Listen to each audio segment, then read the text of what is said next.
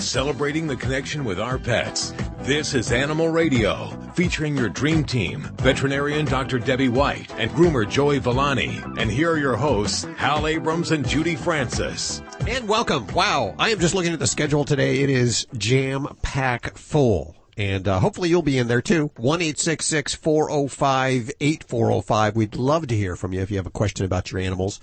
We have Dr. Debbie answering your vet medical questions, and Dogfather Joey Villani with your grooming questions. And if this is your first time here, this is the show where we're just a little bit crazy about our animals. And we pay homage to our animals every week. It is our religion, compassion towards creatures great and small. And we'd love to hear about your animals.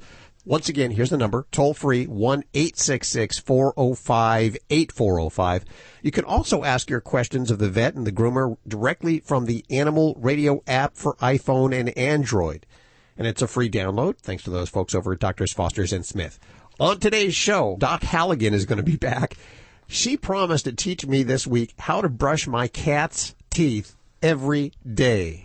No, I think every other day. Every other day? Yeah, we get a break in there. We don't have to do it every day like we do ours. There's a little bit of break. And now, I'm frankly a little worried about this. I'll tell you that right now. I don't know how this will be. Yeah, you too. See. I wouldn't stick my finger in in any cat's mouth. Yeah.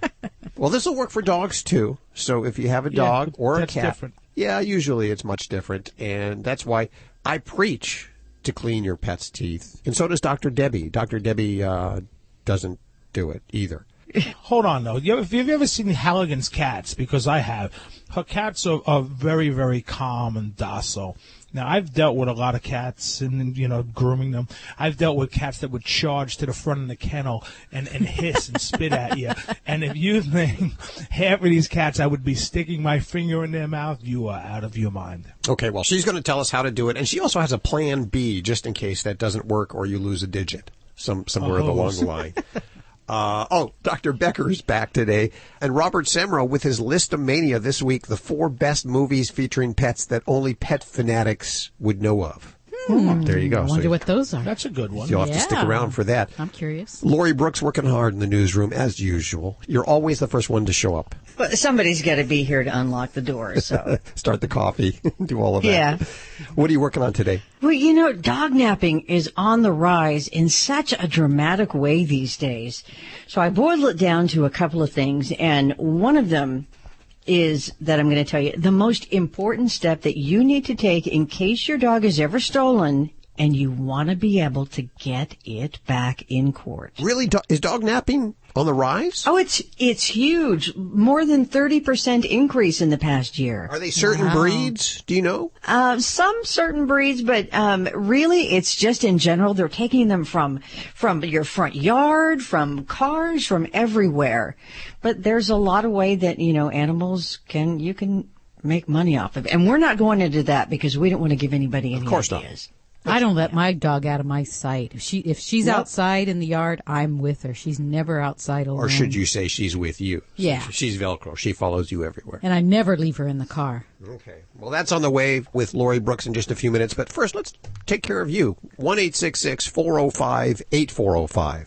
Oh, I wanted to mention Lori Morgan, country artist Lori Morgan is supposed to be on. You can see my enthusiasm. Last year, she was supposed to be on a year ago, and she stood us up. I don't know if she had an emergency or last time. I don't recall what the reason was, but we'll find out this time. I don't know what. She's a big animal lover. You know that? She is. She really is. I just don't know where she's at. Okay, so she's supposed to be here today. We'll find out if she shows up or not. She's certainly welcome to join us. We love pet lovers of all types. Let's go to the phones for your calls. Hi, John. How are you? Wonderful. How are you doing today? Good. Where are you? We're in Rancho Cucamonga, California. The L.A. sort of area, right? Yeah, that's correct. Yeah, just outside of L.A., correct. So what's going on? How can we help you today? Well, we have 2 female boxers. One's 3.5, and one is 1.5 years. The 3.5 we had fixed before her first cycle, so about 7-8 months. The 1.5 years we let her have her puppy cycle and then another full cycle. So we had her fixed, spayed in, probably late December, early January. Mm-hmm. Mm-hmm. The 1.5 years, the one we let have cycles, her teats are all different sizes. Some as though she's had a litter of puppies, and some as though she's still a puppy, I guess, is probably the easiest way to say it. Mm-hmm. So we know that cancer and breast cancer and all types of tumors run in these dogs. So just a little cause for concern is to why some have not, gone back down. I know they get inflamed when they're in their cycle. Well, there can be a lot of different things that will affect the size and appearance of. Now, I should ask before we continue: has she ever had any litters? Just 2 cycles, no. 2 cycles. Okay. All right. So there are a lot of different things that can cause the size of the nipple or the teat to be enlarged. And the first thing I always look at in a dog that's never had a litter that is spayed currently is I like to look for underlying skin disease, because there often can be problems where we'll see things like allergies or even bacterial or yeast infections that will cause a general itchiness or inflammation. And that can sometimes translate into enlarged nipples, as well as itching, scratching, some of those other symptoms. So that's one of the things I always like to look at. For other dogs, if the nipples are actually enlarged, almost like a dog that's in heat, I really like to examine and ask a lot of questions about the business of the humans in the household, meaning that is anyone on any kind of hormone creams? Because we do know that dogs that share a home with a person that's on a hormone patch or a cream, if they're applying it, say, to their arms, even with casual contact, that can actually be absorbed by the dog and can relate to some different swellings of the external genitalia or the mammary areas itself. So that's another thing. But yeah, you certainly are right with female dogs, especially boxers. We are a little more concerned about things in the tumor realm as well. And that would be something that I think with a boxer background, I would definitely encourage you to get this gal checked out, just so we could do a good examination. And basically what we do is we palpate or we feel those different areas to see if there's anything abnormal. I have had some dogs, usually it's more in dogs, female dogs that have had litters, where because their nipples get so big when they're pregnant, they'll actually have problems with inversion of the nipple, and then you can get a little bit of infection inside there. So things like that can go on as well. So it may not all be bad things that we got to worry about, but I would definitely say that would be something to have her looked at and make sure we can do that as a comparison. Especially, and you said there's various ones that are bigger than others? Correct. That's correct. Mm-hmm. Okay. And your scenarios, no one's on a cream or anything, but I wonder, would that be something the doctor would, like, say she was just spayed, probably maybe not 2 months ago, but longer than a month, between a month and 2 months ago, she was spayed. So wouldn't that be something he would, in her normal checkup, pre-op, would check for any type of... Yeah, and I guess the other thing that I'll throw out there, that if it's in the timeline of within 2 months of being spayed, there are dogs that'll actually go through a false pregnancy. If she was kind of close to the time of being hormonally active, they can actually develop milk. So the nipples themselves will actually swell up, and you can actually express kind of a milky fluid out of that. So sometimes just post-spay, if we're within that time zone, it could be something as simple as that as well. And that isn't necessarily apparent at the time of spaying, but it would come out in the weeks following. Okay. So yeah, I'd say, a lot of hopefully good things this could be, but I would certainly get her to the vet.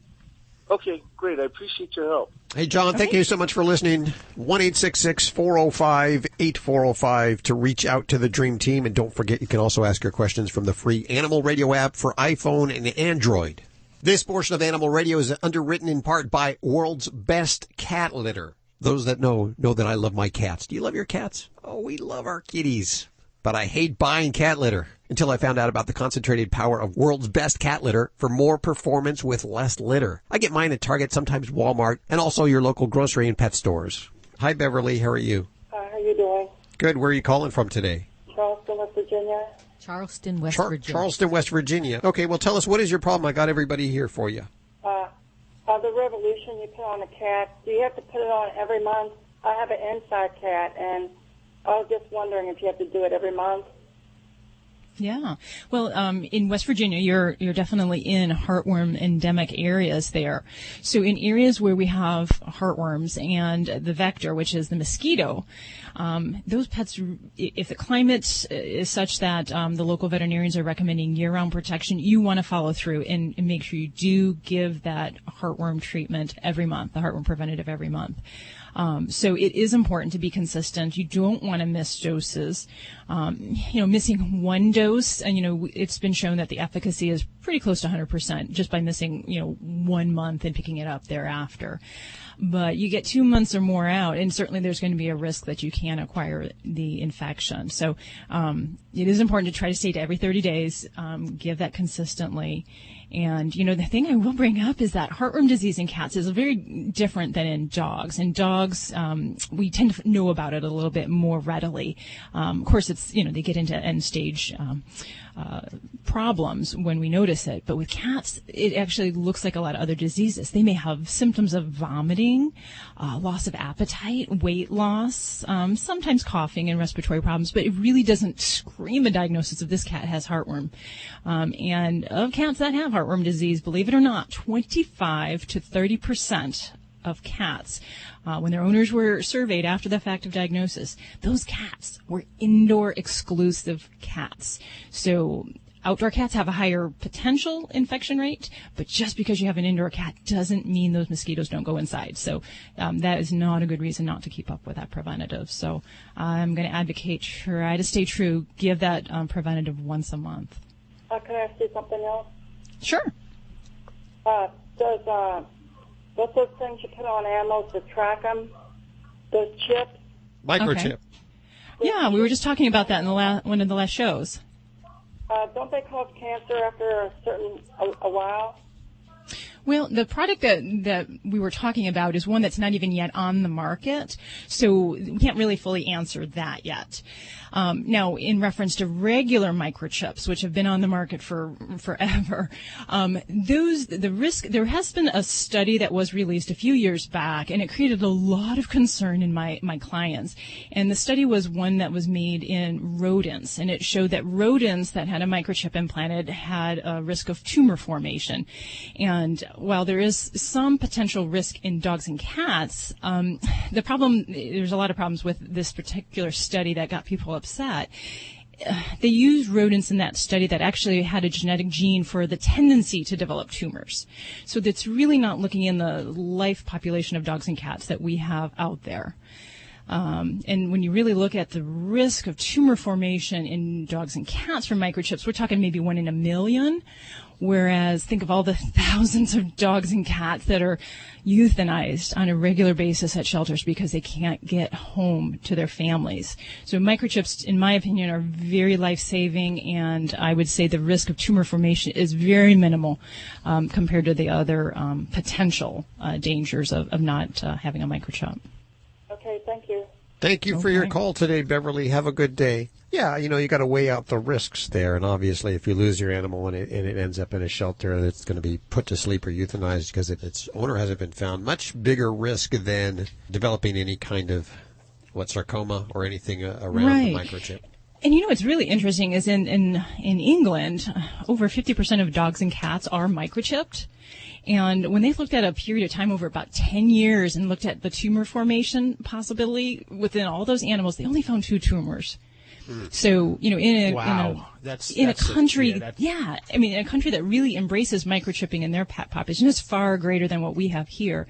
I think that speaks a lot to kind of hopefully calm a lot of people with this. And could they actually pinpoint that was actually the root of the cause?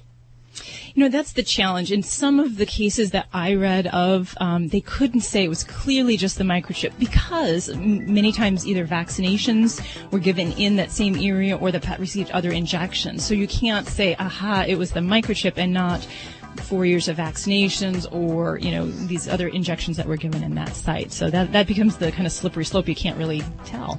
You're listening to Animal Radio. Call the Dream Team now at 1-866-405-8405. People say less is more. At Red Barn, we think less is better. It's what you won't find that sets our natural premium pet food apart. No byproducts, no corn or soy, no fillers. Just the natural ingredients your pets need to live the healthy life they deserve. Look at the label. We want you to. Red Barn Naturals Pet Food. Simply the best. Find it in your local pet specialty store. Red Barn canned food for cats and dogs is grain and gluten-free. I'm a pair of designer shoes so expensive, my owner had to give up half decaf skim vanilla lattes just to afford me. So you can imagine my terror when a pipe burst and the apartment started flooding. There I was, trapped in the closet, water rushing all around me. But what was I to do? I'm a 6-inch stiletto. It's not like I can run. Your stuff can't protect itself. That's why the Geico Insurance Agency helps make it easy to switch and save on renter's insurance. Renter's insurance will cover personal property loss or damage as well as provide liability protection. Visit geico.com today. Like the taste of fresh apples? Try an Angry Orchard hard cider. At Angry Orchard, we believe in tradition. That's why we use apples from a 100-year-old orchard. It takes 2 apples to make each bottle of Angry Orchard. So raise a glass to a time when apples were best served in a pint glass. Angry Orchard, when you're looking for something a little different. Crisp, refreshing, and not too sweet. Just like me. Angry Orchard hard cider. Branch out. Angry Orchard Cider Company, Cincinnati, Ohio. Drink responsibly. I am the family dog, and it's that time of year again.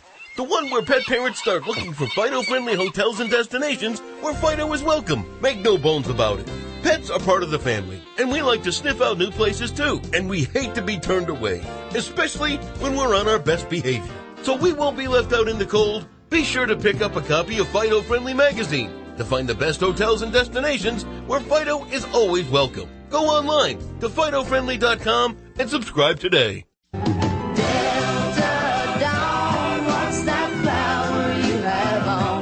Hi, this is Tanya Tucker on Animal Radio. Love those pets.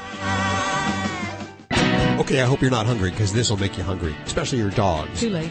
This healthy serving of Animal Radio is brought to you by the grain-free Red Barn Naturals canned food for dogs and cats. Always made in the USA with natural, functional ingredients to support your pet's optimal health. And as I've mentioned before, we use everything we talk about here. And in fact, we discovered Red Barn. It was a food that replaced a pretty major brand. And all of a sudden, our cat that was allergic to the other food is no longer suffering from diarrhea or vomiting. It's a miracle. We love you, Red Barn. Thank you so much for underwriting this portion of Animal Radio. Visit them over at redbarninc.com. Still to come, Doc Halligan, and she'll tell us how we can safely brush our cat's teeth without losing any digits or drawing blood. And I don't know that that can be done, but she insists that it can. She says that she brushes her cat's teeth every other day. I guess on certain animals.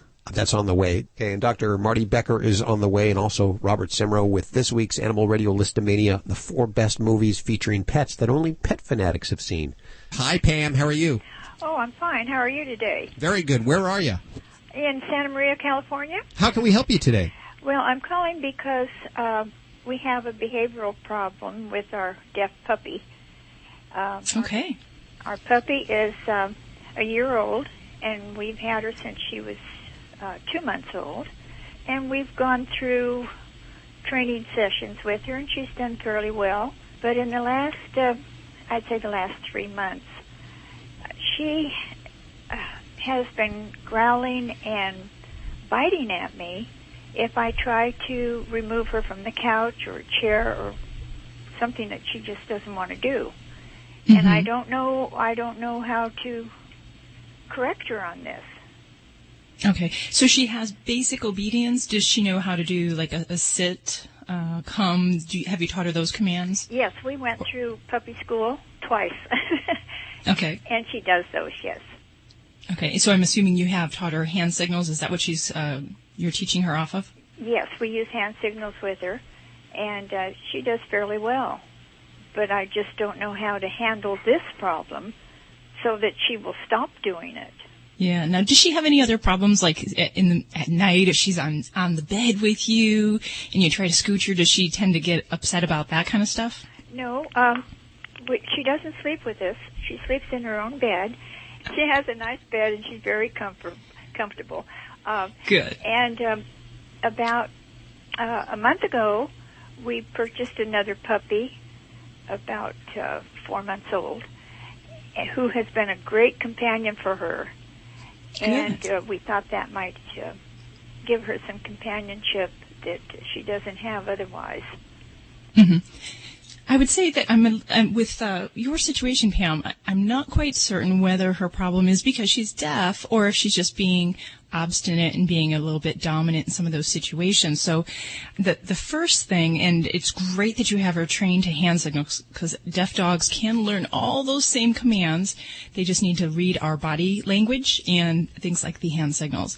The thing that we want to make sure, if she's getting kind of saucy in certain situations and doesn't want to follow your commands, my thought is that I would not want to lose physical control, and I want you to have a ability to control her and to give her direction, and if she does not follow that, you can remove her safely. One of the best ways to do this is to use a light training collar with a head harness, and especially for deaf dogs, it's so good because it helps them direct their eyes to you, because it kind of corrects kind of like a bridle on a horse. So that would be something important.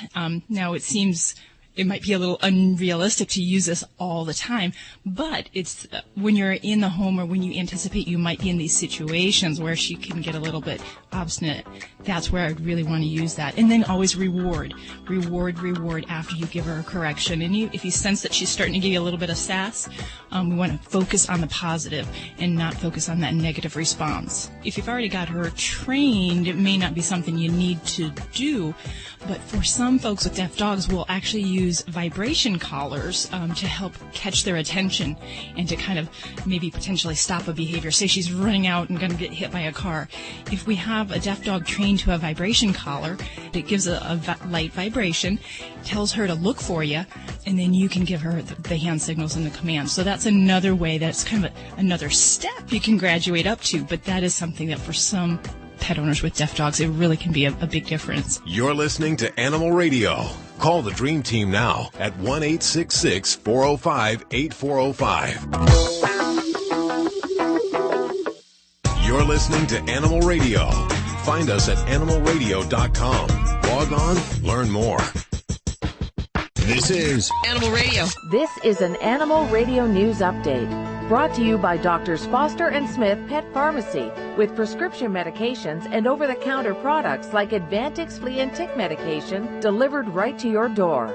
Learn more at fosterandsmith.com. I'm Lori Brooks. Looks like man's best friend has become a thief's best target. So if you think your dog is safe, the experts say really you need to think again about this, because dog nappers are at work in both the big cities and suburbs and rural areas these days, and stealing pets at a very alarming rate. An estimated 2 million pets are now stolen each year in the United States. That is up 32% according to the American Kennel Club. Surprisingly, it seems no dog is safe. They've been reported stolen from fenced-in yards, cars, and even snatched from, would you believe, seemingly safe front porches. Experts say there are a number of different reasons for all of these dog thefts, and some of the stolen dogs are used for dog fighting, either as a fighter dog or a bait dog. Animals that are not fixed, well, those are often sold to puppy mills and can be used as breeder dogs, and other dogs might be sold for a quick profit on Craigslist. But there are some important steps that all of us pet owners need to take to protect our pets. Never, ever, experts say, leave your dog unattended. Not even in your locked car, because if a thief wants your dog bad enough, they will just smash the glass to get it. Experts also suggest microchipping and getting a GPS collar or monitor.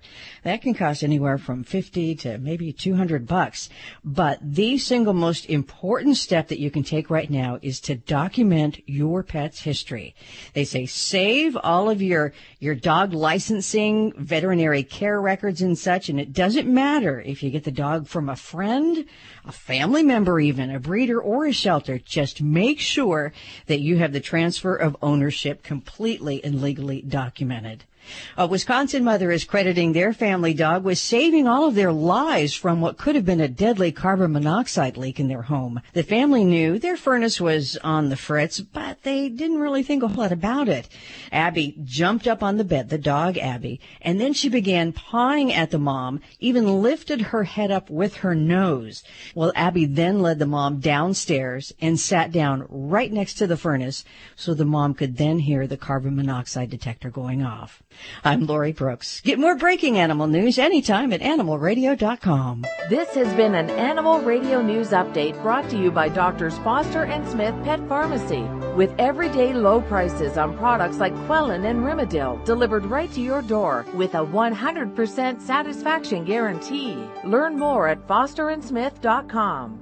Doctors Foster and Smith Pet Supplies have a Vet VIPPS accredited online pharmacy covering all your pet's needs, from heartworm medications and anti-inflammatories like Rimadyl to non-prescription items like Canine Advantix Flea and Tick Preventive. Doctors Foster and Smith has your pet covered. We'll even contact your vet for you, all with a 100% satisfaction guarantee. Low prices every day with free shipping on orders over $49. Shop online at fosterandsmith.com because your pet's health and happiness come first. Did you know canine caviar diets are formulated with common health concerns in mind, such as diabetes, cancer, and kidney disease? You see, canine caviar uses low GI carbs, which reduce hunger and prolong physical endurance. Free of GMO, gluten, hormones, steroids, and antibiotics. Canine Caviar's 5-star dog and cat foods are the only alkaline-based foods in the world, and that promotes a healthy lifestyle for your furry family. Find out more at caninecaviar.com.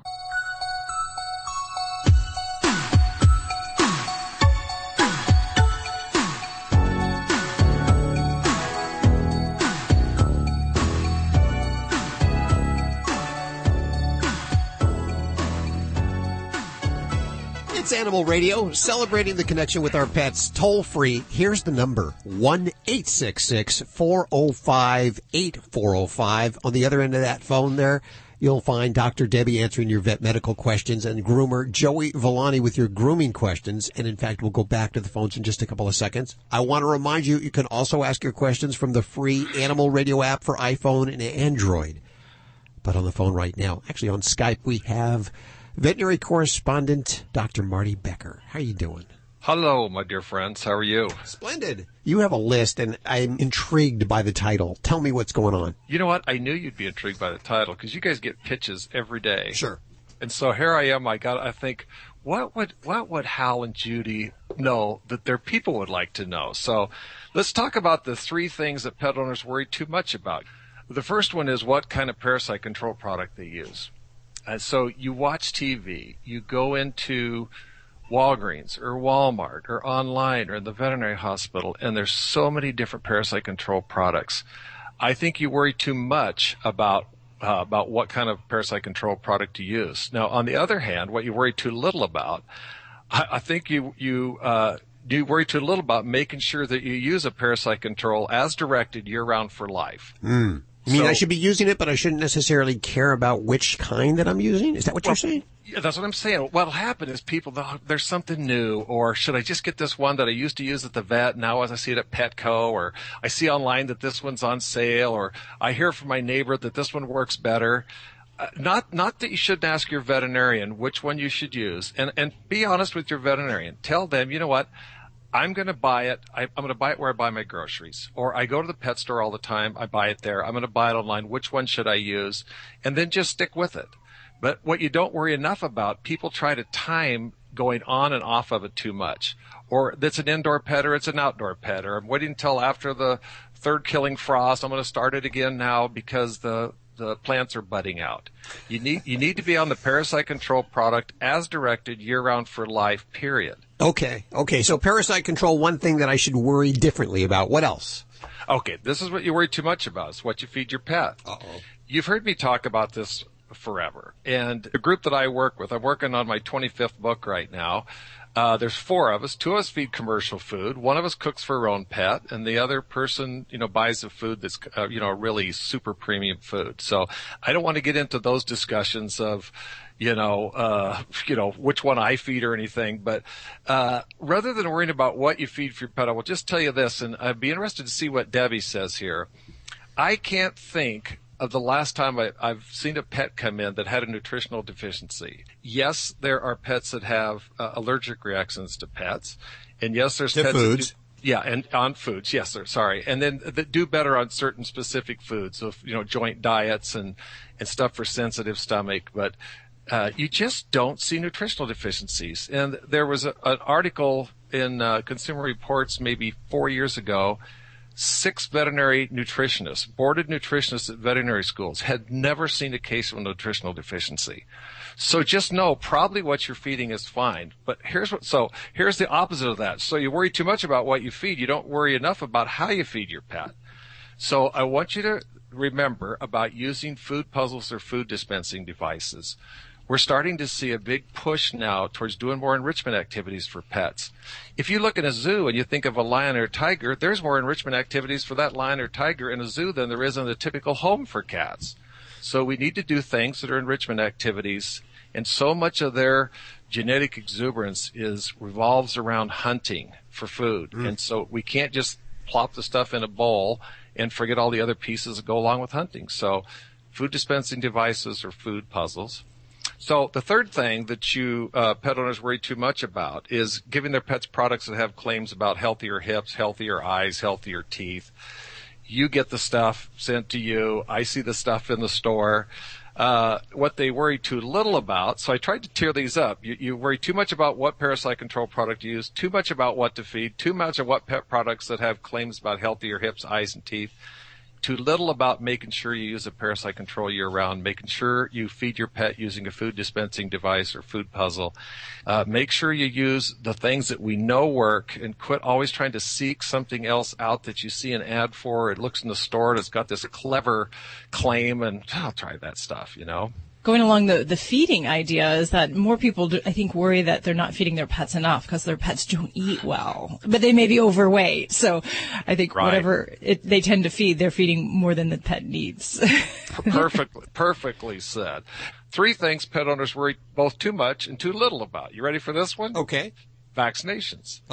Now, I've said it before on here. For most core vaccinations, you only need to vaccinate every 3 years. If you still have a veterinarian out there that is vaccinating your pet for everything every year, you need to get a different veterinarian. It goes against all the recommendations of the American Animal Hospital Association, the American Veterinary Medical Association, and it's wrong. Now, here's what you worry too little about. You need to worry about leptovirus. You know, lepto is a disease that's zoonotic. It can be transmissible from animals to people. It's a wicked disease in pets, and it's becoming more common. And now we got this new flu virus, this H3N2 virus, and there are a couple new vaccines out for it. So I want you to think about vaccinations for. And, you know, I've had this little distemper survivor. That was the one that was barking a second ago. We're seeing distemper again. So when I say every 3 years, make sure it's every 3 years and you don't not vaccinate it, because we're starting to see distemper come back. Okay. There you go. You've been worrying about all the wrong things. Now you know what to worry about. Thank you so much, Dr. Marty Becker. What's the website? I'd go to drmartybecker.com, or my other home is vetstreet.com. And we'll put links to everything you've heard on today's show over at animalradio.com, and we'll check back with you again very soon. Thank you. Hi, this is Carrie Annie Nava from Dance with the Stars. Don't forget to spay and neuter your animals, and you're listening to Animal Radio. Let's take another one for Dr. Debbie. We have Roy on the phone. Hey, Roy. Hi, how are you today? Very good. How are you? Good. You sound so cheery. Good. I have a little 3-year-old Chihuahua. His name is MacGyver. And I buy him. I try not to feed him any food with corn, wheat, or soy in it. So I got the Buffalo Blue. He's been eating that for several years, but he doesn't really eat it. Like he'll go to the bowl, he'll eat it, he'll take one kibble, turn away, chew it, come back, chew another one, go back, and he'll do that maybe a couple times, and then he'll stop eating it. I'm wondering is there anything I can mix in with it that he'll eat the kibbles and everything, or maybe I'll leave that up to you to decide. Yeah, and I guess I would make that decision based a little bit on what he's looking like and if he's eating that food during the day. So if he's in good body condition and he's just a grazer and he likes to pick up that one kibble, walk away and nibble, that's fine with me. Some pets, that is just their pattern of eating. And so especially if he's in good weight or if he's on the heavy side, I don't think we need to necessarily encourage appetite in those situations. And I would just let him have his normal eating style. But we would want to make sure that there isn't some undetected health problem that could be causing him to not eat so eagerly. So if he were here in front of me, the first thing I would do is look in this mouth. Chihuahuas notoriously can have some problems with their teeth. If we've got any bum teeth in there, we need to address that and make sure that those are taken care of. Well, that is true, because he did have 2 extracted, about 7 to 8 months ago. Well, might be a reason just to take another peek in there. But there are some other things that'll cause a dog to not be a hearty eater, and they're kind of more internal, inflammatory bowel disease, or even some liver problems. Those kind of things can also cause them to kind of be off on their food. So if he's losing weight or skinny and not eating well, then that would take us in a different direction, where we talk about doing more like lab work to determine what might be going on there. I see. Well, thank you very, very much for answering my question. I really do appreciate that. Thanks My for pleasure. Calling. Okay, you be well. You take care of yourself and stay warm. 1-866-405-8405 to connect with the Dream Team. You're listening to Animal Radio. Call the Dream Team now at 1-866-405-8405. Hey folks, this is Jackson Galaxy. You're listening to Animal Radio. Please do everyone a favor, spay or neuter your animals today. Hi, this is Elaine Boozler on Animal Radio. Spay and neuter your pets and some of your exes. You're listening to Animal Radio. Call the Dream Team now at 1-866-405-8405. This portion of Animal Radio is written in part by Stella and Chewy's. Pets thrive when they're fed the same food they'd get in the wild, and meal mixers are an easy, convenient way to add raw, nutrient-rich meat, wholesome fruits, vegetables, probiotics, and antioxidants to your dog's diet. You can learn more over at StellaandChewy's.com. And as I always say, thank you so much, Stella and Chewy's, for underwriting Animal Radio. Hi, Melinda. How are you? I'm doing great, thanks. Where are you today? I'm in Tallahassee. Tallahassee. Well, Tallahassee, you're on with Dr. Debbie. Well, hi. Hey, how are you? I'm so glad to be able to talk to you. Oh, well, great. My pleasure. What kind of pet problem do you have going on? Well, we're having an issue with my male cat who is neutered, and we have quite a few cats. Some are ours, and some are ones that have adopted us, and they're feral, but they've all been neutered as well. And our little boy, his name is Boots, he seems to be getting into a lot of scraps because he comes home with a lot of little scabs that some have developed into some pretty nasty abscesses. Mm-hmm. And one of them, he actually got so bad, his leg blew up at least 5-6 times its normal size. He had to go in, they had to open it up and drain it. He was on IV antibiotics for a couple days, and he recovered uneventfully from that one, but now he's got one in his tail, and he just seems to be picking these things up. So I just figured I'd call to see if you had any advice of ways we could head this thing off. I mean, short of course, keeping him in the house, which he's not going to like, but maybe something we could do when we first see the abscess that maybe would prevent it from going on and getting so bad. It's a good question there. And as far as, and definitely the most important way to prevent this is to keep him inside. Because if he is a scrapper, and if he's getting into these little altercations with the other kitties, that one behavior alone is going to put him not only at risk for these infections, but also other types of infections. And one of the things that I would certainly make sure that if he hasn't had this done regularly is have him tested for feline leukemia and kitty AIDS. Because both of those conditions can cause a kind of weakened immune system where we might have a harder time fighting off basic infection. So that would be something very important to start with.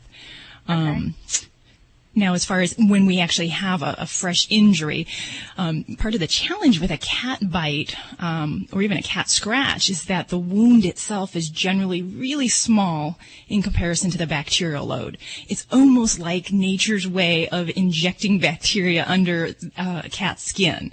So the little puncture wound is really tiny and it seals up very quickly. So a lot of times, even as diligent as you might want to be, you may not even know when that first bite wound occurs. You can clean with hydrogen peroxide and so forth on the skin surface, but realizing that, it's going to be really hard to time that and where you're going to catch that original bite incidence. So that's about all I can say as far as keeping the area clean. But yeah, this is, and I know Hal and Judy, you guys have been through this as far as the cat bites and how really. If I had some antibiotics that if I felt an abscess, like we do have some left over from his last hospitalization, what if I just gave him something, in anticipation that it would be so bad then that he'd have to be hospitalized Like preventative medicine, huh? Yeah. Well, like when I saw one pretty sizable coming on. Yeah. Oh, gosh. Infectious disease doctors are going to be calling the show complaining if I say yes. Yeah. Because when we use antibiotics because we think we're going to get an infection, and especially using them short of a proper course of antibiotics, that sets us up for problems. And that sets not only him up for problems, but the whole bacterial world in general. We create superbugs when we treat just kind of hit or miss with antibiotics. So it's a great idea and concept, but in the long run, it may not necessarily help him. So anytime we use antibiotics, we want to use it from start to finish, make sure we follow through. Now, when he does have some of these bad infections, I would definitely encourage to have a culture done. And that could be something. I have seen cats that have had reoccurring infections, especially, cats that fight or go out and get into altercations, and that they can actually have some unusual bacteria. And there's some called mycobacteria, which is a bit of an unusual type. And it would take doing a culture or even sometimes a biopsy to find that. And granted, there's also other weird things out there, like a type of fungus called sporotrichosis that can cause some abscesses. So there's some other exotic things where, if he keeps having these problems, we might want to take that time, especially if he's having surgery, and get a little bit of a background information to kind of how to best gear our future efforts. Of course, Melinda, your cat will live a longer life if it becomes an indoor cat, right? You know that? Yeah, I know. I want to suggest something. I have cats that love to go outdoors, and I don't let them just free roam. I have a cattery. Yeah. It's a 10x10 chain link dog run with a cover over the top, and they sit on the grass. They think they're outside. I have a little doggy door through the window so they can go out. And if you're in an area, you can set up something like that. They have the benefits of both going outside and still remaining indoors and safe. And finish your antibiotics, too, whenever you shouldn't have any leftover antibiotics. I'm sorry. I feel like I punished you. I punished you. Don't scare the callers away. No, but thank you, Melinda. That's a very good question. Yeah, well, thank you so much. I appreciate your help. Thank you very much for calling today. 1-866-405-8405 to talk to Dr. Debbie. If you like being scolded, I'm here. We're not getting into weird things. I like a little scolding every once in a while. You're listening to Animal Radio. Call the Dream Team now at 1-866-405-8405. Hi, this is Fred Willard on Animal Radio, and I'm begging you, spay and neuter your animals. I'm sitting up and begging. I'll roll over and play dead if you want. I'll follow you anywhere you want to go. Dogs or cats, horse or emu, animals are people too. Does your dog have really bad breath? I mean really bad breath. Bad breath in a dog could mean periodontal disease, which left untreated can be very dangerous to the overall health of your pet. Small dogs are extra prone to dental problems because their teeth are so close together. Your dog should have his teeth examined once a year by a vet, and you can help prevent plaque buildup by brushing your dog's teeth at least twice a week. It's not as bad as it sounds. Any pet supply store can set you up with a special pet toothbrush and toothpaste. Don't use human toothpaste. It's not made to swallow. The dog toothpaste tastes good, to a dog, and your dog will actually grow to enjoy it. I'm Britt Savage for Animal Radio. Animals are people too. Animal Radio. You're listening to Animal Radio. Find us at animalradio.com. Log on, learn more. Celebrating the connection with our pets. This is Animal Radio, featuring your dream team, veterinarian Dr. Debbie White and groomer Joey Villani. And here are your hosts, Hal Abrams and Judy Francis. Oh, it feels like we have so much to cover in one remaining hour here, including your phone calls, toll free at 1-866-405-8405. This hour you will find out how to brush your cat's teeth every other day. A challenge that I've tried. I can't I'm afraid that might be why it's not working, is because my cat can smell my fear. That's true. But Doc Halligan will hopefully tell me. She says that she brushes her cat's teeth every other day. And I bow to anybody that does that. So really, you take that's a amazing. good stiff drink before. What about yeah, really? And relax. Dr. Debbie, you leave it to the old man to do it, right? You know, I do. I'm getting better. I do brush my big dog's teeth some, but he's taken it actually as a personal kind of goal to brush our dog's teeth every day. So I'm not going to step in the way. I do everything else. I do the grooming, I do the feeding, the cleaning. So yeah, I'll let him take that role. That's fine. Okay, well, we'll find out for those that don't know how to do this role. And a cat, I think, is a little tougher than a dog, but we'll find out in just a few minutes with Doc Halligan. And Lori Morgan, country star Lori Morgan, is supposed to be here today. She was supposed to be on a year ago, and something happened. She missed it. She stood us up last year. It appears that she might be doing that again. So we'll find out. But I want to say she's a big animal lover. She loves those animals. Yes, she fights for those animals. So that's why we want her desperately to come on the show. And what are you working on over there in the newsroom, Lori? Well, did you notice there is an SA and an ESA? SA, service animal. Yeah, okay. And ESA, emotional support animal. Oh, yeah. Oh, gosh, and there's, 80 million kinds of the ESAs now. We're going to tell you the difference between an emotional support animal and a service animal, because the definitions of each and the rights of each are so greatly different. But we'll update you on it and get you up to speed, okay? I was on a flight last week, and there was an animal, there was a dog, a small little dog, that had a service vest on, and the owners were claiming this was a service animal, but it was misbehaving, it was causing trouble. I could tell this was not a service animal. And there really is no certification or registration of service animals. No, and the personnel there can't really ask a lot of questions. Sure. They're limited on what they can ask. Well, it's that Disabilities Act. If you turn away somebody, that's a $10,000 fine right there. But we're going to I had run into somebody once who went on and on and on about how much they paid to have their service dog trained to assist them, and it was for a legitimate purpose, or it truly was. If he had the dog for what he said that he needed the dog for, it was legitimate. But I don't want to spill too many details here. But this person actually, then we found out that he was having an affair with the dog trainer. It was horrible. I mean, so is this really a service dog or not?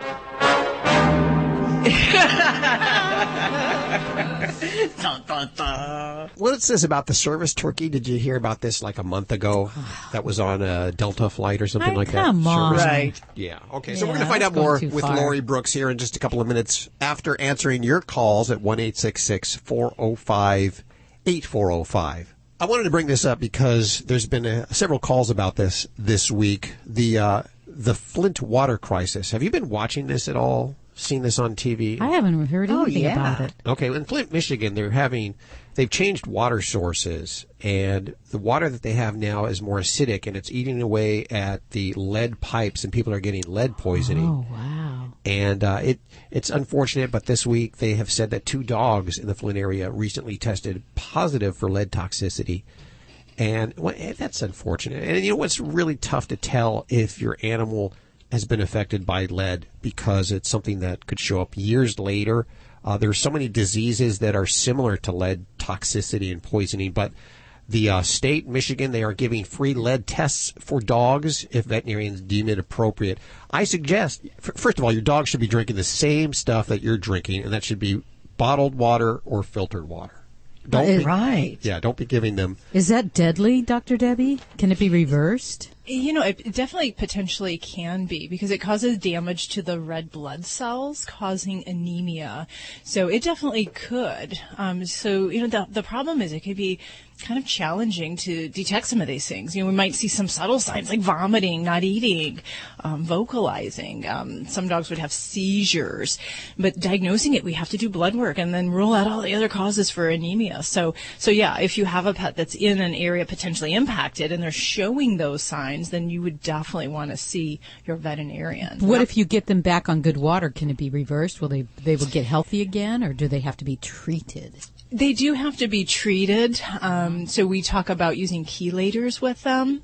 It a little bit depends on how big of the exposure is and over what time. So that's one of the big things that has to be ascertained.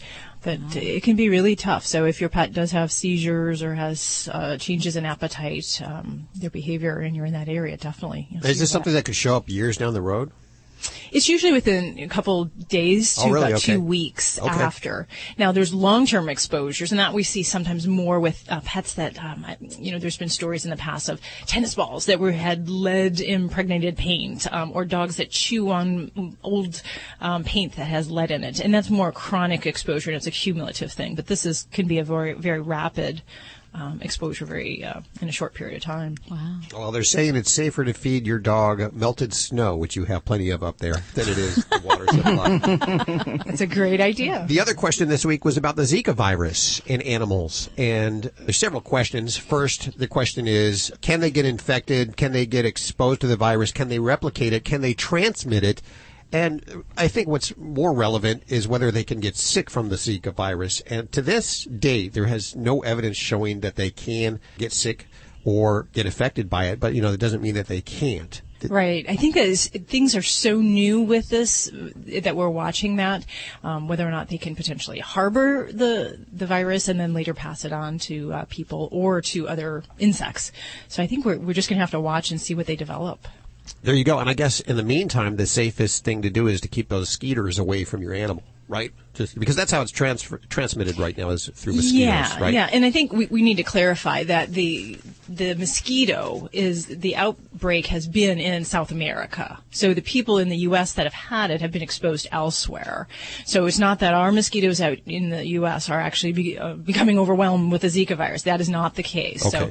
So, but who knows with time? And I think that's the concern, is just really judicious parasite control is really important.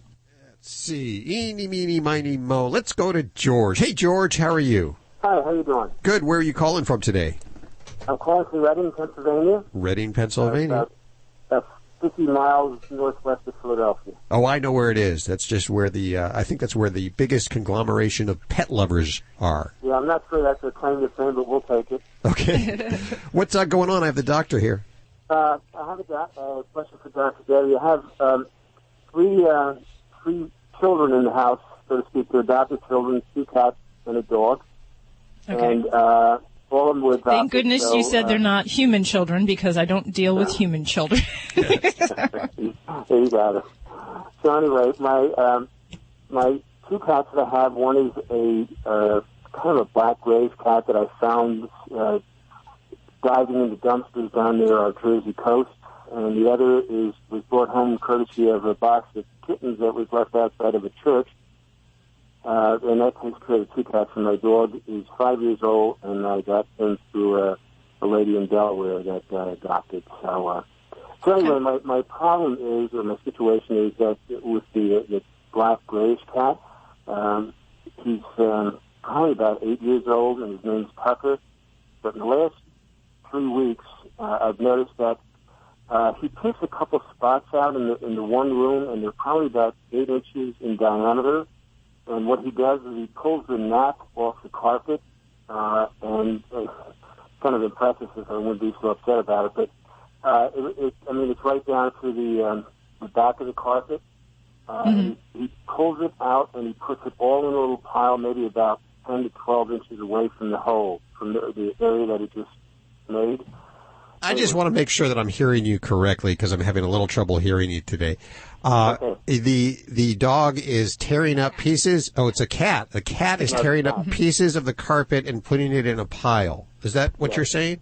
Yeah. Wow. Okay. Yep. Exactly right. And is he doing anything with the area? Does he eliminate in the area that he's scratched up? No, he's not. It's just that the nap is put, like I said, maybe about 10 inches away from the area. And it's kind of impressive. It's just a nice little neat pile, but unfortunately it's not working for me. Yeah, no, I get it too, man. It's very thoughtful that he puts it all in a pile for you, so it's an easy cleanup, but yeah. It's almost like he's proud of it, that he wants me to see it. Yeah. Well, okay, so we have to look at what is the motivation for cats when they scratch carpeting or furniture and really examine that. And, I think the piling up of the carpet waste is maybe a side issue, but the motivation of why he's doing that. For cats, there's a lot of reasons, but one of the most common reasons that they might scratch the carpet or furniture is to mark their territory. And that's a combination of different things. So they've got a little scent pads or the scent glands on their foot pads.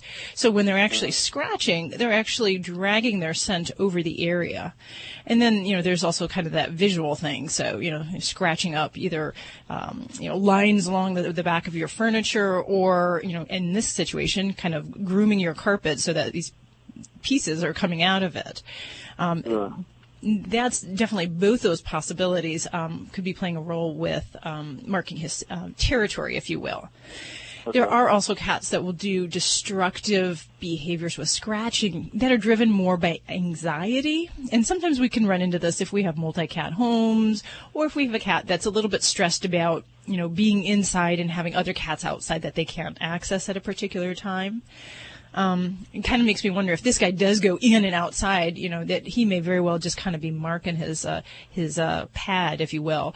And so I would say my best recommendation, if he's going to remain to be an indoor-outdoor cat, and that's a lifestyle that you're going to continue, that I think we really need to work on a couple things with the carpeted areas. Now, you can certainly replace all your carpet, but that's just giving him a brand new palette to work with, really. Mm-hmm. So I would certainly work on just some of those kind of humane aversions for the scratching behavior in these particular areas. And they may be something, I have some good luck with things like double-sided sticky tape, those plastic carpet runners that you run down the hallway so you preserve the tread on your carpet. If you flip those upside down and kind of put pieces of that in the particular areas, that can be just a kind aversion. So they step on it. They don't really like the feel of that. So it helps to keep them away from that. There'll be a lot of taping to do because the room itself is probably about 14 by 15. Yeah. Maybe. Yeah. Right. So these are more the particular areas where he's currently demonstrating this behavior. So, you can certainly do your whole house like that. But for these particular areas, because there's going to be a repetition that he's going to go back to that because he's already had that pattern of behavior. But the most important thing you have to do is in those areas, you have to give him an outlet. You have to give him an appropriate site that he can do these scratching behaviors because you won't stop them. So that would be scratching posts for some cats. Yes. Other cats I have that they don't really dig scratching posts. They would rather have something like the corrugated cardboard toys, where they have different platform toys where there's the cardboard in it. So but you definitely need to find something. And sometimes then we'll add things like catnip to the area to help entice them to use that, and really reward him when you catch him using that, and talk to him sweetly and give him treats, all that kind of stuff. But you have to give him nearby where he's doing this behavior, give him some of those scratching outlets. So I could try that, yeah, absolutely. Yeah, so I think you've got some things you can try there. And the big thing is that we have to, stop the pattern of this behavior, because the more he does it, it's going to be harder to stop it. So, your house may be a little bit in a raise while you've got all these deterrents in certain areas. And, certainly supervise them. And I'm a fan of giving cats a lot of things to do. So if it means giving them perches, places they can look outside, you can do cat tunnels through your house. Give them, fun things to do where you hide food in boxes with little cutouts. Mentally and physically stimulated cats are less apt to be kind of bored and troublesome, especially if he's cooped up with the snow right now. That would give him something to do. It sounds like something that'd be worth a try, because he's a good cat. It truly is. And he's fun to be around. Yeah, no, you can work through this, definitely. So, yeah, I'd say you've got a little bit of some changes that you have to make, George, but you definitely can work through this, and, don't give up on that boy. And, if he was only an indoor cat, then, the other thing I would do is, they have those little soft paws, which are the little nail caps that you can glue on, and that can help prevent some destruction. Hal's laughing because I find it hard to do my own nails, let alone my cat's nails. Glue on. But for some folks, that is a great tool to help decrease the destruction part of things. give it a shot. Thanks for your call, George. We appreciate it. Listening in Reading, Pennsylvania today on WEEU. Here's the number, toll free, 1-866-405-8405. And don't forget, if you happen to have a Yorkshire Terrier, a Shih Tzu, a Pug, or Mini Schnauzer, check out Dr. Debbie's books. They're Kindle books, How to Be Your Dog's Best Friend. And, of course, if you're in the Las Vegas area, that is where Dr. Debbie practices. Let's head back to the phones, toll-free, 1-866-405-8405. Doc Halligan on the way. She's going to tell us how to brush your cat's teeth. For reals. I'm frightened. You're listening to Animal Radio. Call the Dream Team now at 1-866-405-8405. Stella and Chewy's believes that selecting the best food is one of the most important decisions an owner can make for their pet. We believe that pets thrive when they're fed the same diet they'd get in the wild. Dogs and cats are carnivores, and meal mixers are a quick and convenient way to mix a little raw nutrition and great taste into their diet. Made from premium raw ingredients like grass-fed meat and cage-free poultry with organic fruits and vegetables. Meal mixers help kickstart your kibble. Learn more at StellaandChewy's.com. Millions of people have switched to Sprint this past year. To celebrate, we're extending our 50% off promotion, so you don't have to miss out. Switch to Sprint today and save 50% off most Verizon, AT&T, or T-Mobile rate plans for a limited time only. And now, you can save $200 instantly when you get the Samsung Galaxy Note 5 or Galaxy S6 and trade in your working smartphone. All this on the Sprint network, which is faster, more reliable, and has better coverage than ever. So why wouldn't you switch today? This special offer is available for a limited time only, so hurry in. Visit a Sprint store or Sprint.com to learn more. Claim based on Sprint's analysis of average LTE download speeds using Nielsen and MP data. Speeds may vary. Offer coverage not available everywhere. Excludes taxes, surcharges, add-on, and premium content. Subject to new line port activation fee credit. See website for eligible plans. Savings until 2018. After pay full amount. Requires trade-in of current working smartphone. Limit 1 per line. Restrictions apply. It's time for Sam Adams' Know Your Beer Facts. What's one of the signature tastes of West Coast hops? Grapefruit. At Sam Adams, we added real, juicy grapefruit to our Rebel IPA to bring out that refreshing, citrusy taste. Try the latest addition to our Rebel IPA family, our new Rebel Grapefruit IPA. Some tastes are just better together. Sam Adams. Know more, love more. Boston Beer Company, Boston, Mass. Save responsibly. Hi, this is Bob Barker on Animal Radio, reminding you to help control the pet population. Have your pets spayed or neutered. You're listening to Animal Radio. Call the Dream Team now at 1-866-405-8405. It's Animal Radio, celebrating the connection with our pets. Yes, we have been stood up by Lori Morgan, it appears. The show's... Oh, no. I'm sure she's got a good reason. I'm sure she does, too. We'll try to reschedule her for her second time. And I think, as a record, she has only been the only person that's ever stood us up.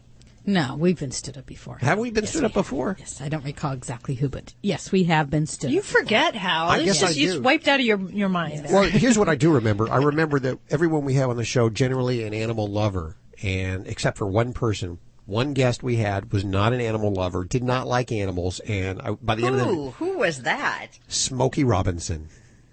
Really? The tears of a clown when there's no one around. The great Motown artist Smokey Robinson. No connection to animals. Just nothing there.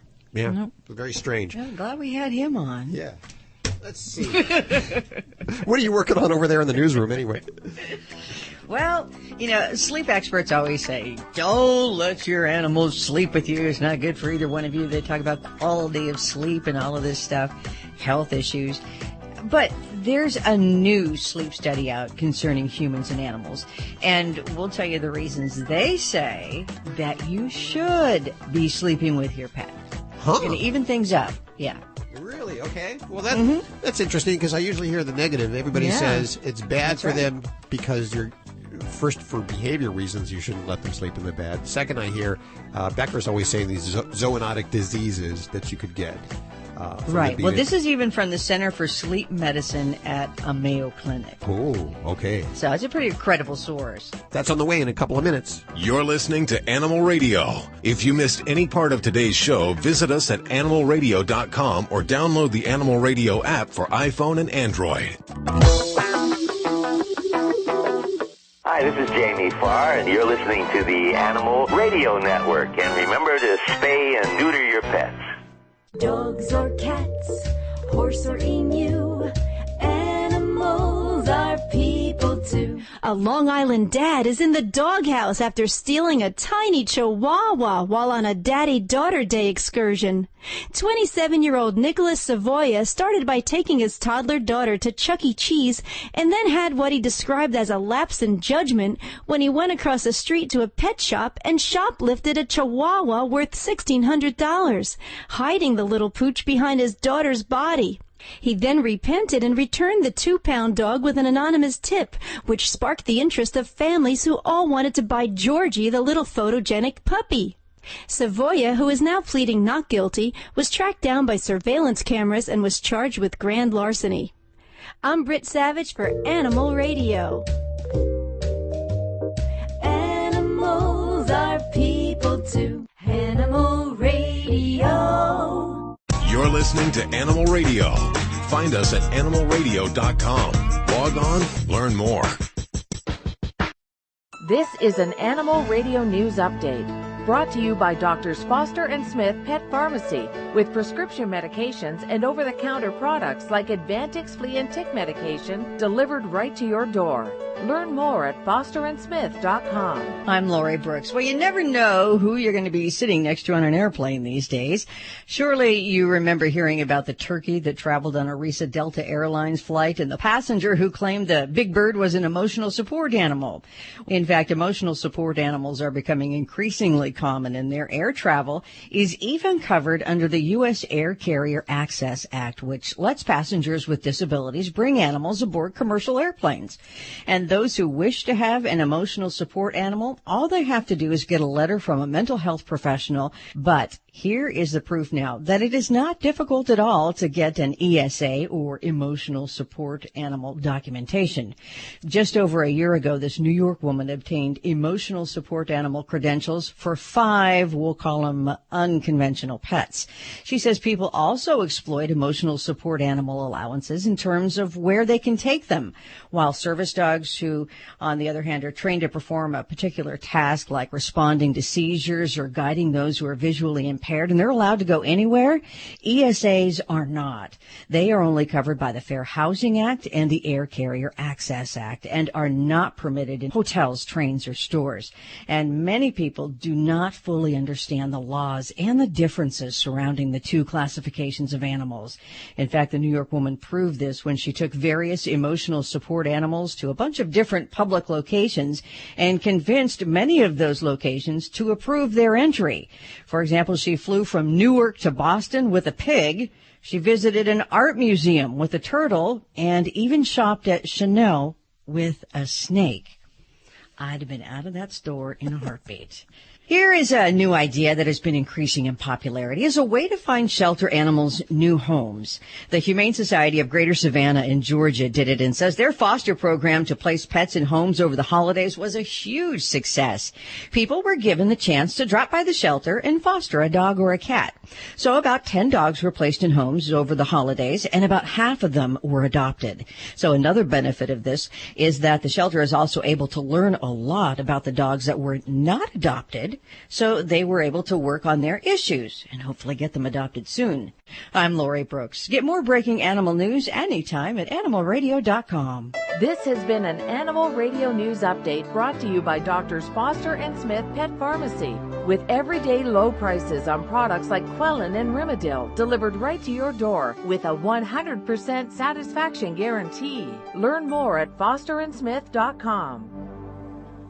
Doctors Foster and Smith Pet Supplies have a Vet VIPPS accredited online pharmacy covering all your pet's needs, from heartworm medications and anti-inflammatories like Rimadyl to non-prescription items like Canine Advantix Flea and Tick Preventive. Doctors Foster and Smith has your pet covered. We'll even contact your vet for you, all with a 100% satisfaction guarantee. Low prices every day with free shipping on orders over $49. Shop online at fosterandsmith.com because your pet's health and happiness come first. Did you know canine caviar diets are formulated with common health concerns in mind, such as diabetes, cancer, and kidney disease? You see, canine caviar uses low GI carbs, which reduce hunger and prolong physical endurance. Free of GMO, gluten, hormones, steroids, and antibiotics. Canine Caviar's 5-star dog and cat foods are the only alkaline-based foods in the world, and that promotes a healthy lifestyle for your furry family. Find out more at caninecaviar.com.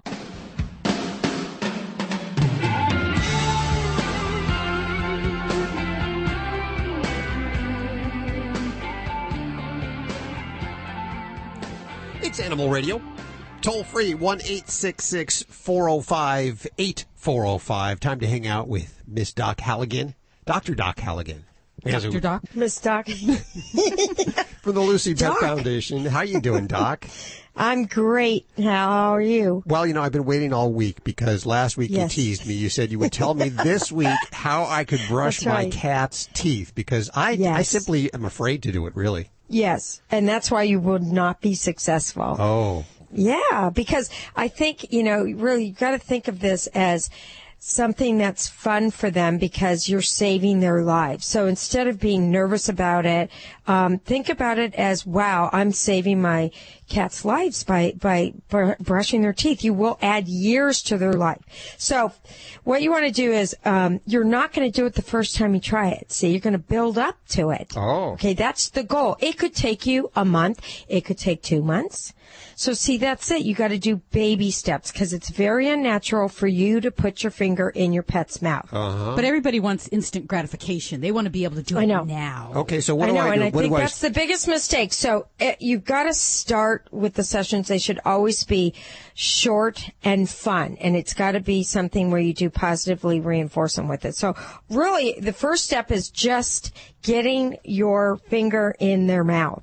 And what you should do is dip it in tuna broth or beef bouillon, right? So dip your finger in and they come up to it and then just put your finger on their lip. Now what keeps them from chewing on your finger because it tastes like tuna? Taking a bite out of it. Yeah.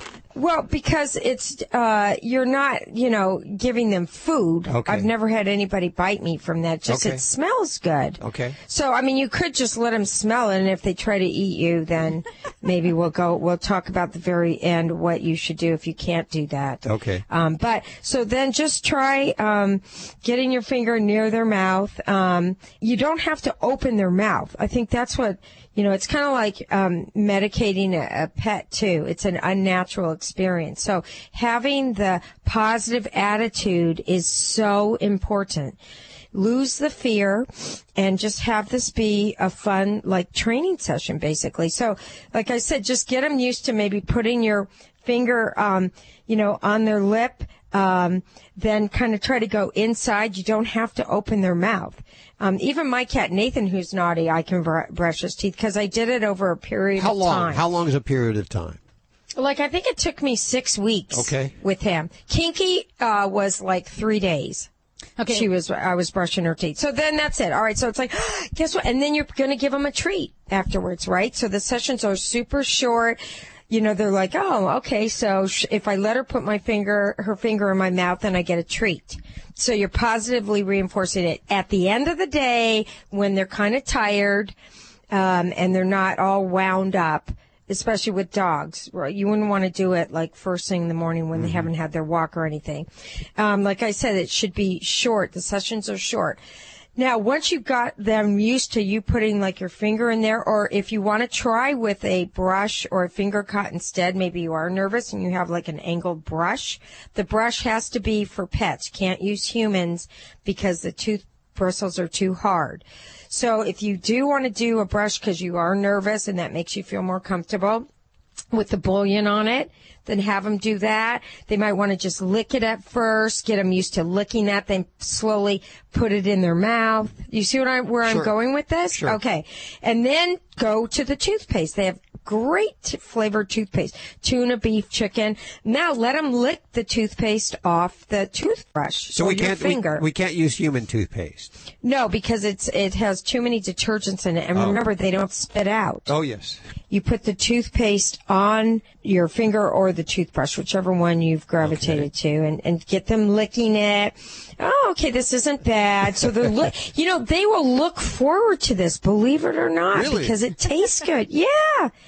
It tastes good, and then it's just a period of them getting used to this because it's not normal. And really what the goal is over a period of time to where you do circular motions where the gum meets the tooth, where that particular pet is building up the tartar. And, okay, what do we do? What's the first thing vets do? We lift up their gums and we look their teeth. We look at their teeth, right? Yep. We don't get bit. Nope. So that's what I'm saying. It's like, we just do it because we're confident. We know it's something that's going to help them. It's our mindset about it. And cats, I always look at cats' teeth.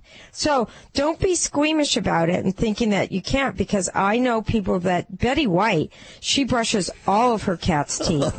She told me that. And so in time, your pet will learn to kind of look forward to it. And the goal is you need to do it every other day, like a minute, Hal. And all you're doing is getting rid of the billions of bacteria that's invisible on their teeth that you don't see, that if you don't fix it, it will, mix with the saliva and form that tartar. All right. Now, and you can be successful. I want to report back with you because I want to hear how it's going. Okay, I have a quick question. I know it's best to start when they're puppies and kittens and get them used to it. Yes. If my Good cat point. is 3 years old, is it too late? It is not. I didn't start with Kinky until she was, I think 5. Okay, let's say you guys really try and you can't do anything. Plan B. Well, they do. Plan B is they have washes that you can kind of try to squirt in there.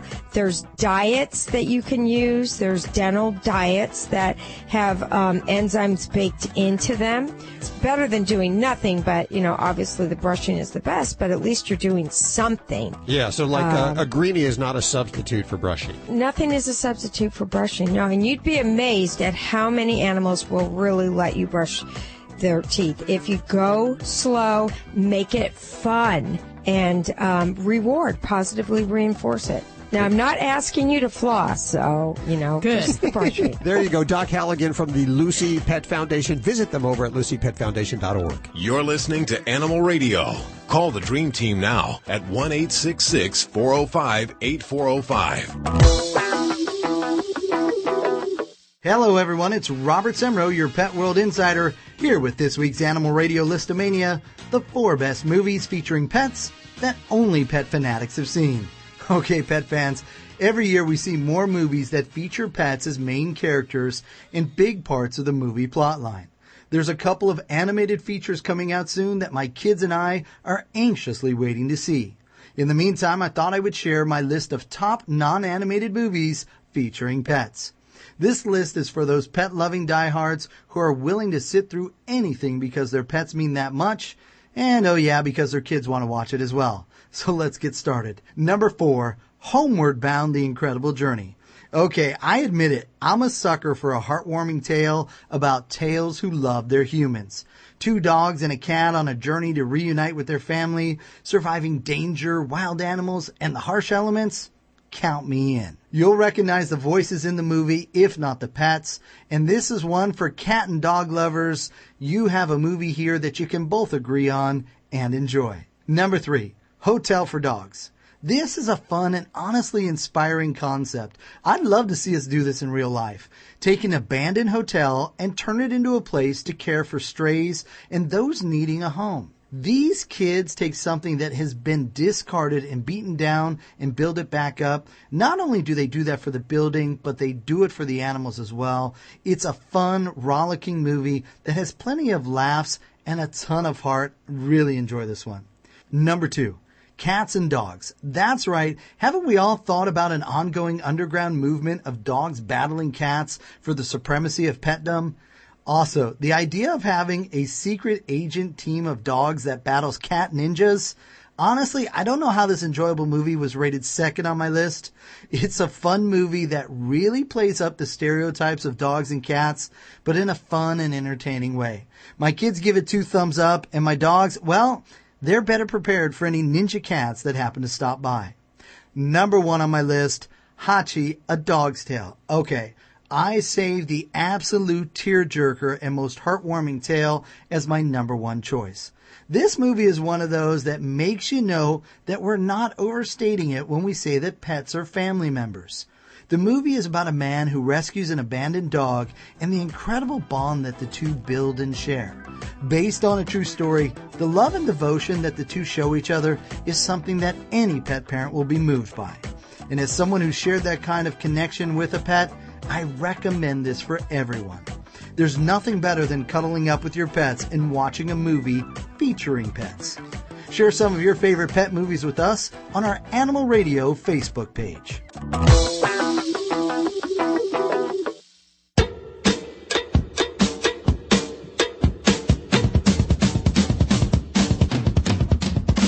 You're listening to Animal Radio. Call the Dream Team now at 1-866-405-8405.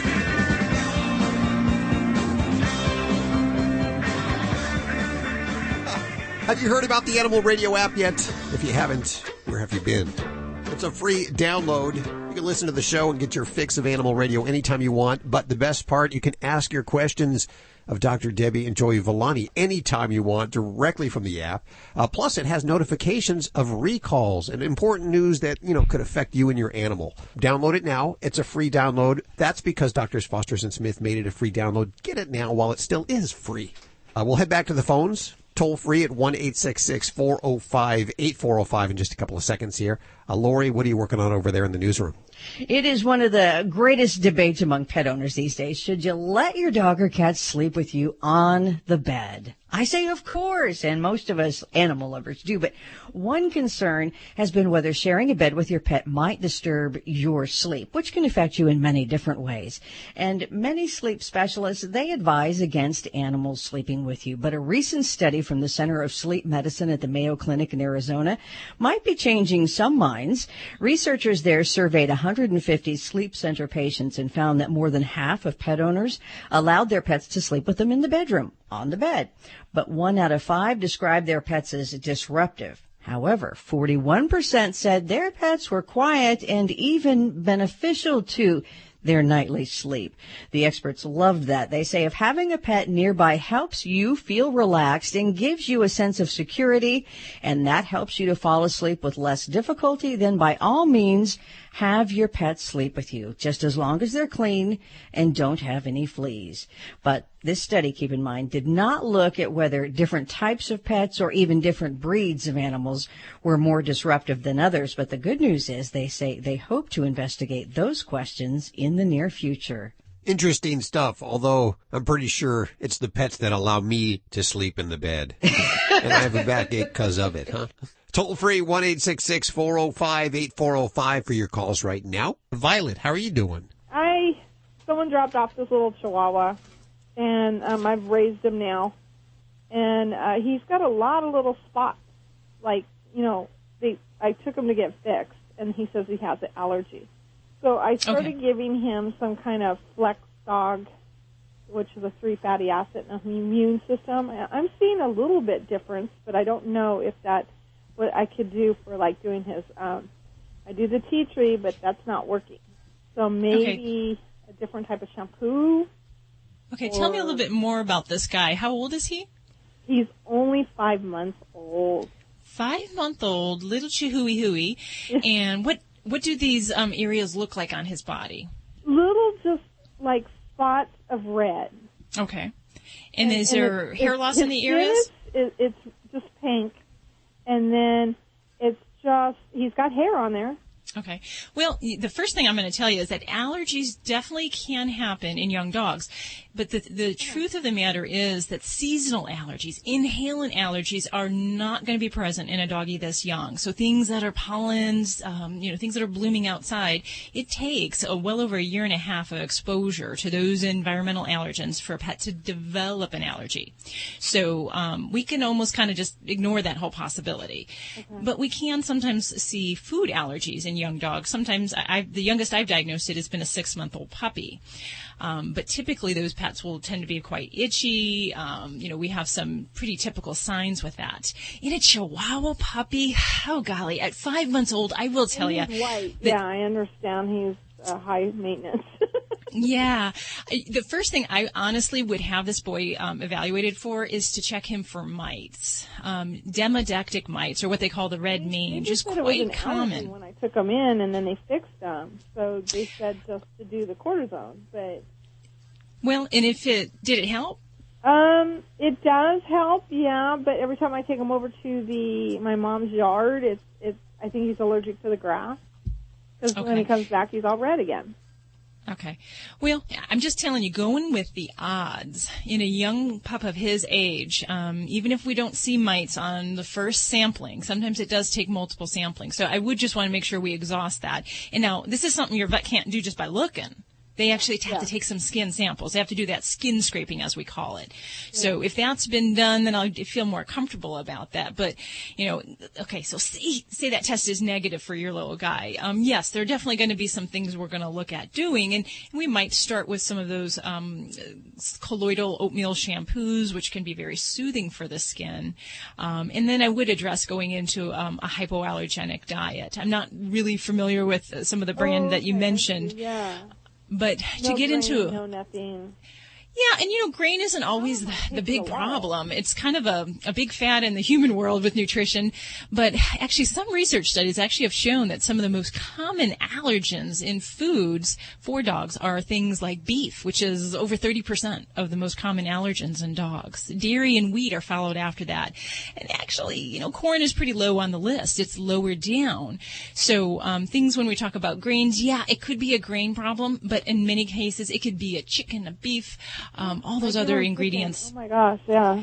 So you would, I'd say, pick up that phone, talk to that vet, and say, what food would you recommend? In my office, if I'm treating a food allergy, I like to go to something in a young dog like a novel protein diet. Maybe it's going to be something that's just got 2 ingredients. It's going to have a carbohydrate and it's going to have a protein. My own dog is on a rabbit-based diet. Some dogs thrive really well on a fish-based diet. And the thing I'll tell you is with hypoallergenic diets, it's a little bit trickier than just looking on the label and saying, is this food have that ingredient or not? Because for hypoallergenic diets, the ideal way to do this is to manage it with very limited ingredients and to make sure that we're using things that are new and novel to the pet's experiences. So I personally, as a veterinarian, I like to have some recommendations that I would throw your way. So chat with that veterinarian and make sure that we didn't have mites, and then we can talk about a little bit more about these diets. Violet, I commend you. You've got your hands full with that whole crew of doggy daycare, and bless that little guy's heart, and I'm sure you're going to get him on the mend here soon. Okay, we're going to get on out of here. I suggest you go grab the animals right now. Take them outside for a walk if you have beautiful weather where you are. If not, just play with them inside. Spend some time with them, because that is the best present you can give your animals, is your time and love and attention. Your presence. Thanks for joining us. We'll catch you next week right here for more Animal Radio. Bye-bye. Bye. Gordy and I are going to go take a bath. A bath? I'm going to give Gordy a bath now. Together? That'll be our time together. Yeah. Yes. No. He's going to be in the tub. I'll be handling the soap.